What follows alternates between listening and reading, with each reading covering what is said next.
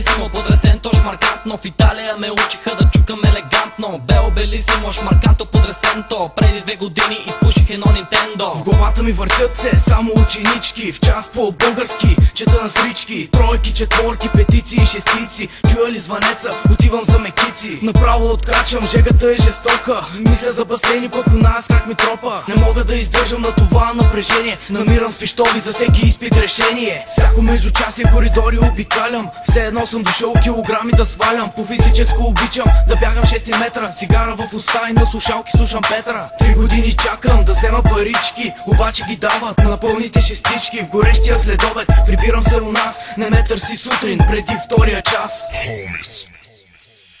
Звънеца за влизане, аз съм още от дома.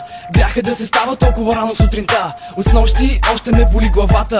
В час не мога да фокусирам госпожата. Голямо междучасие, време за кафе. А пича в пушалнята закусва с амфе. В коридора само красъци и викове. От толкова напрежение получавам тикове. Отивам на лавката, вземам си дъвката. Минава зарибена зайка, бати мръвката. Гонят ме даскалите от училище на двора. А след това, братле, пролет на умора. Имам чувството, че скоро ще се разпадна. Чудя се след даскал, кое кафе е да нападна. Ях череши, после в кенефа напани. И както казва Криско, моите набори са лакоми. Бело белисимо, подресенто, шмаркантно. В Италия ме учиха да чукам елегантно. Бело белисимо, шмарканто, подресенто. Преди 2 години изпуших едно Нинтендо. Бело белисимо, подресенто, шмаркантно. В Италия ме учиха да чукам елегантно. Бело белисимо, шмарканто, подресенто. Преди 2 години изпуших едно Нинтендо. С неизвинено отсъствие ми започва песента. Когато дойдат зайците, идва и есента. Гимназията, братле, ми даде супер дисциплина. Наизуст научих всичките кафета за година. Пребрах се в 10-ти клас на Копеле от дома.